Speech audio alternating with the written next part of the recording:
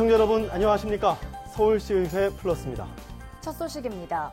지난 4.27 남북 정상회담 이후 여러 분야에서 판문점 선언을 이행하려는 논의가 활발해지고 있습니다. 네, 서울시의회도 북한과의 교류에 적극적인 태도를 보이고 있는 가운데 서울시의회의 남북 교류에 대한 움직임을 모아봤습니다. 지난해 11월 판문점을 넘어 귀순한 병사에 대한 소식을 국내외 언론들이 앞다퉈 보도한 바 있습니다. 북한 병사의 몸에서 나온 기생충이 공개돼 논란이 됐습니다. 북한의 보건의료 실태를 볼 수 있는 대목입니다.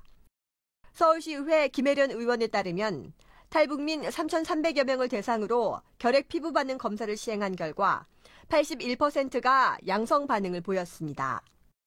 이에 대해 서울시 서북병원은 북한의 결핵 접종약 분배와 약 보관을 위한 냉장시설 미비에 대한 문제를 제기했습니다.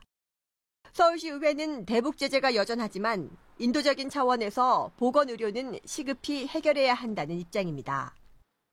서북병원이 주민에 대한 북한 결핵 및 의료보험 심포지엄을 통해서 이번에 주민 실태라든가 여러 주민 북한의 그런 현 상황도 같이 함께 공유를 하고 서울시가 그런 정책에 대한 대안을 또 서울시 의회와 함께 한다고 하면 의회도 적극 지원에 앞장설 그런 예정으로 있습니다.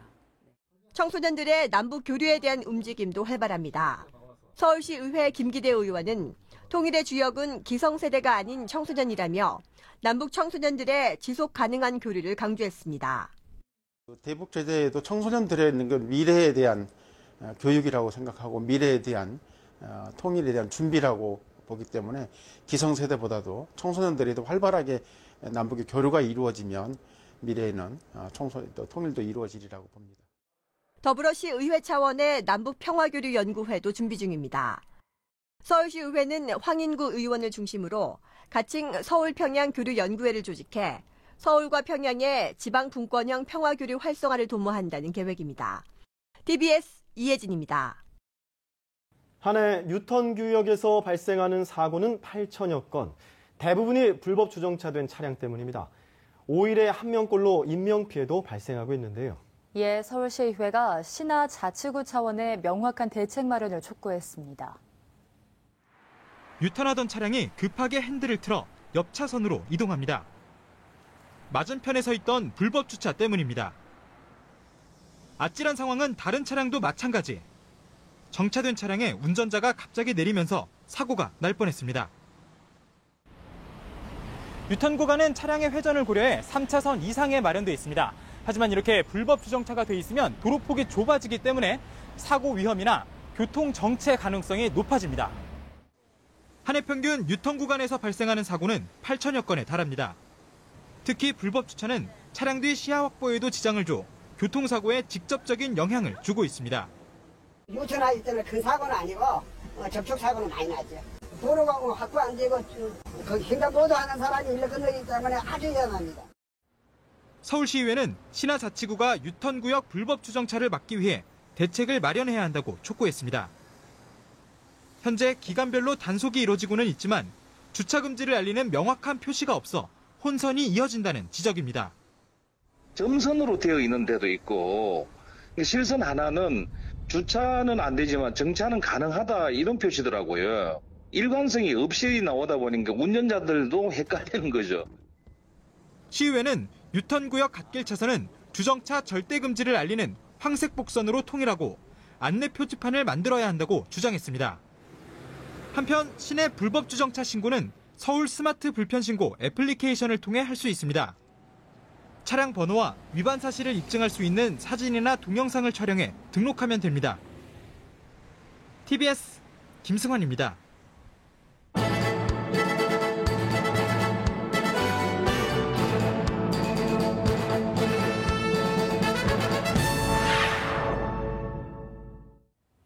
서울시의회가 8월 31일부터 9월 14일까지 15일간 제283회 임시회를 개회합니다.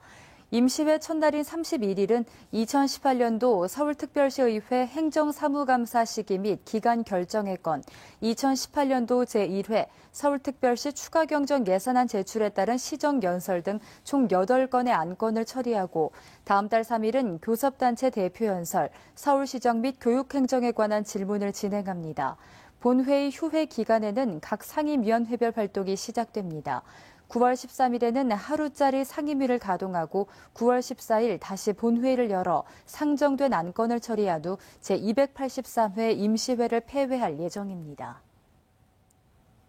김재형 서울시의원은 역세권 청년주택 공급을 위한 역세권의 법의 확대를 골자로 한 서울특별시 역세권 청년주택 공급 지원에 관한 조례 일부 개정 조례안을 발의했습니다.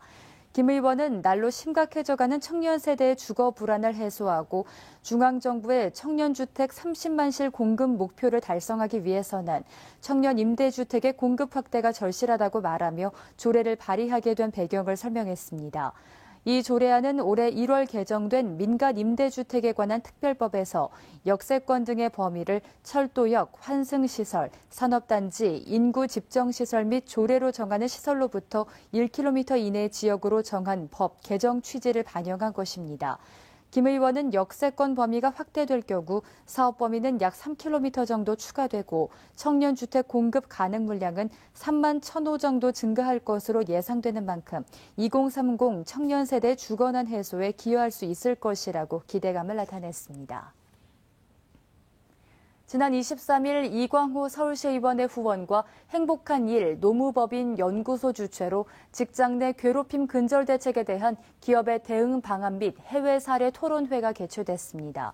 이날 토론회에는 이광호 의원을 비롯한 서울시 의원들과 각계각층의 시민이 참석했으며 행복한 일 노무법인 연구소 문강분 대표와 문병민 포스코 윤리경영사무국 차장의 발제를 시작으로 심도 있는 논의가 이루어졌습니다.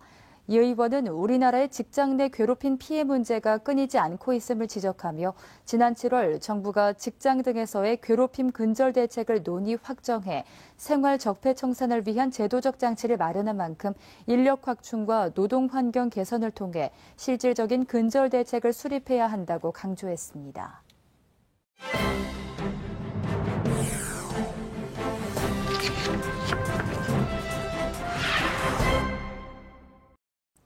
누구에게나 공평하게 주어져야 되는 배움의 기회.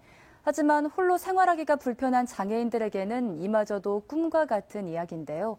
이에 서울시의회가 장애인들의 교육을 보장하고 지원하기 위한 조례안을 시행 중이라고요. 네, 흔히들 현대를 평생교육의 시대라고 말합니다. 학교에서 배우는 것 못지않게 살아가면서 배우는 건 역시 매우 중요하고 필수 불가결하다는 말인데요. 배우려는 의지만 있다면 누구나 손쉽게 누리는 평생교육의 기회지만 여러 여건들이 따라주지 않는 장애인들에겐 이마저 그림의 떡일 수 있어 참으로 안타깝습니다. 현재 서울시에 등록된 장애인은 40만여 명입니다. 평생교육법에 따라 서울특별시 평생교육진흥에 관한 조례가 시행되고는 있었지만 평생교육이 주로 비장애인들을 대상으로 운영되고 있는 상황에서 장애인들이 접근하기에는 공간구조, 교통 여건 등 한계가 있었습니다. 장애인의 특성을 고려한 전문 교육시설과 교육 프로그램이 부족해 제대로 된 교육이 이루어지지 못했죠. 배움에도 때가 있다는 말이 있지만 이 때를 놓치더라도 배울 수 있게 한 좋은 장치가 바로 이 평생교육제도인데요. 장애인들에게는 그 문턱마저 높았습니다. 이에 서울시의회는 장애인의 평생교육 기회를 확대하고자 법적 근거부터 마련했습니다. 이를 통해서 불편했던 시설은 편리하게, 부족했던 교육 프로그램은 넉넉하게 보충해서 현실적 문제를 개선코자 한 겁니다. 이를 통해 장애인들의 사회 참여를 높이겠다는 취지였었죠. 그렇게 해서 지난해 7월부터 시행되고 있는 서울특별시 장애인 평생교육 지원 조례안에는 많은 내용들이 담겨져 있습니다. 먼저 장애인 평생교육의 정의부터 보면요. 학교 정규 교육 과정을 제외한 학력을 보완하기 위한 교육, 성인 문자해독 교육, 직업능력 향상 교육, 인문교양 교육, 문화예술 교육, 시민참여 교육 등을 포함한 모든 형태의 조직적인 교육 활동을 장애인 평생교육으로 정의하고 있습니다. 다음으로 지원 내용을 좀 더 깊게 들어가 살펴보면요. 서울에서는 장애 유형별 평생교육 프로그램 개발과 장애인 접근성 증진을 위한 기반을 확충하도록 하고 있습니다. 또 장애인 평생교육 지원계획 수립과 시행, 평생교육의 정보 제공과 상담, 관련 정책의 개발, 교육기관과의 연계체계 구축 등의 내용이 담겨져 있죠. 여기에서 그치지 않고 서울시가 장애인 평생교육시설을 설치하고 운영 경비를 지원해 장애인 평생교육을 제도적으로 장려하고 지원하도록 명시해 놓고 있습니다. 그렇다면 조례 시행 후에 장애인들의 교육 환경에는 어떤 변화가 있었나요? 네.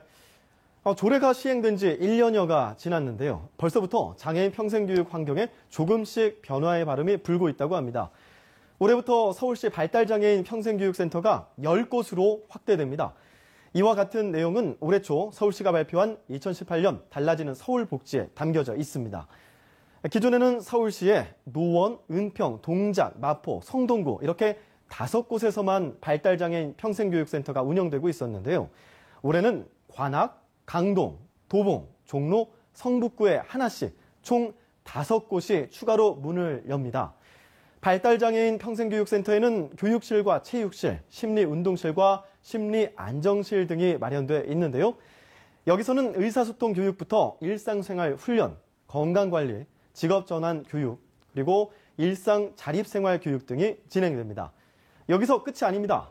서울시 평생교육진흥원은 지난 7월 서울시 장애인복지관협회와 장애여성 네트워크, 한국척수장애인협회와 함께 업무 협약을 맺고 평생교육에 대해 장애인 평생교육 기반을 마련하도록 나섰습니다.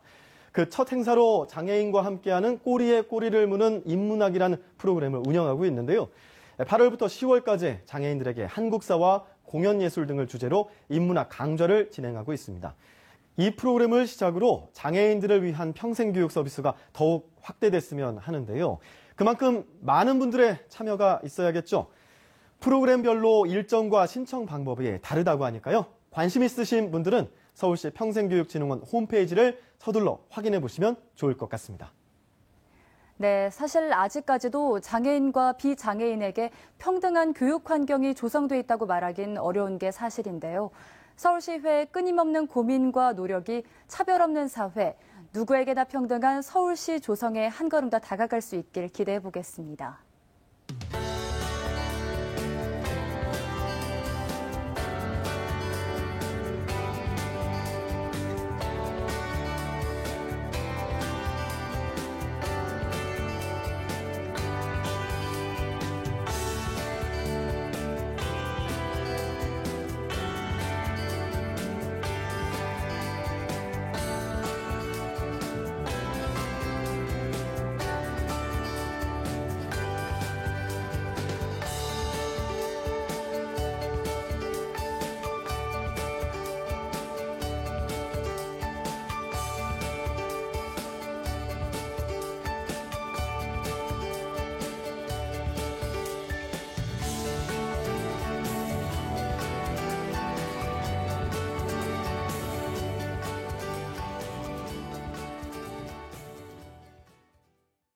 서울시의회 플러스 준비한 소식은 여기까지입니다.